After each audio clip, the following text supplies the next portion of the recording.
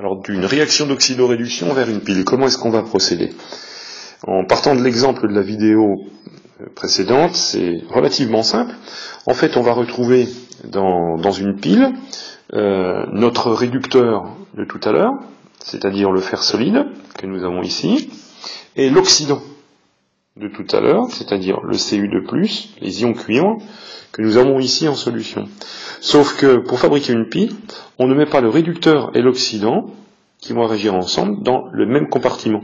Donc on voit bien ici que j'ai deux compartiments. Un compartiment qui est constitué de la barre de fer avec une solution contenant des ions Fe2+, des ions fer en solution aqueuse. Et puis j'ai un deuxième compartiment qui contient bien mes ions cuivre en solution aqueuse avec une barre de cuivre solide qui plonge dedans. J'ai donc mon réducteur ici et mon oxydant là, qui ne sont pas dans des mêmes compartiments, mais dans des compartiments séparés. Alors cette pile en l'état ne va pas fonctionner. Pour que la pile fonctionne, il faut que le circuit électrique soit fermé.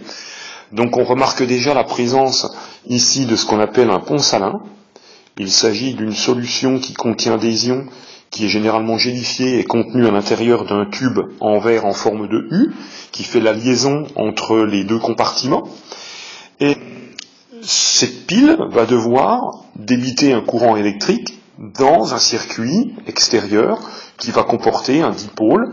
Alors ce dipôle peut s'agir d'une diode, d'une lampe, d'un moteur, peu importe, un dipôle électrique, ici.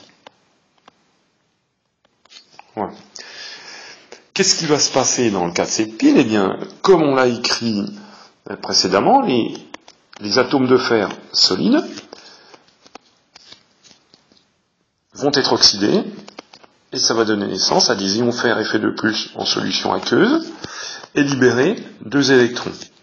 Ces deux électrons qui sont libérés ici, que vont-ils devenir? Ces deux électrons, ils vont vouloir rejoindre les ions cuivre Cu2+, qu'il y a dans l'autre compartiment. Seulement des électrons ne peuvent pas circuler à l'intérieur d'une solution, à l'intérieur de ce qu'on appelle un électrolyte.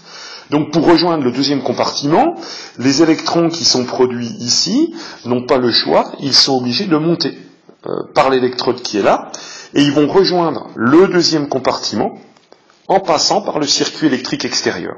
On a donc les électrons qui vont circuler dans ce sens-là, par ici, là, ici. Ils vont venir à l'intérieur de l'électrode de cuivre que nous avons ici.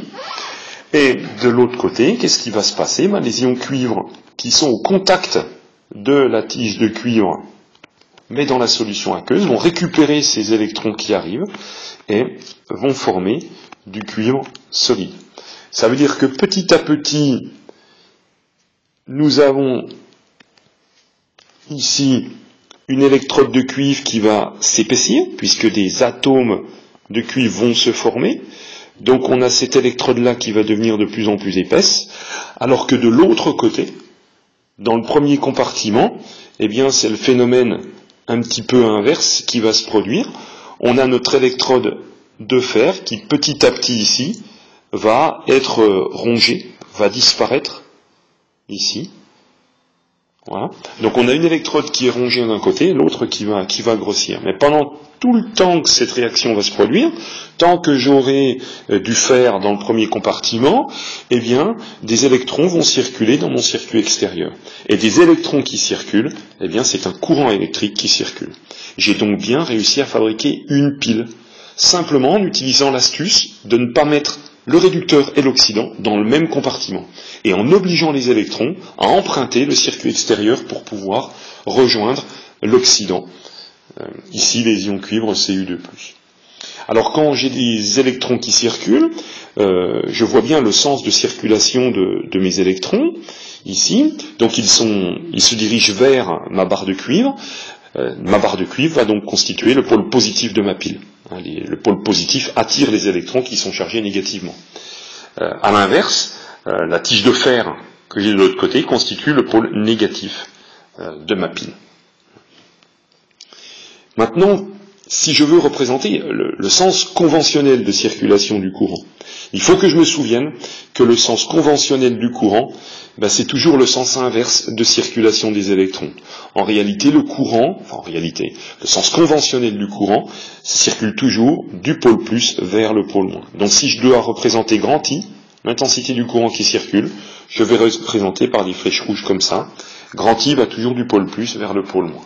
C'est le sens conventionnel qui est en sens inverse du sens réel de circulation des électrons.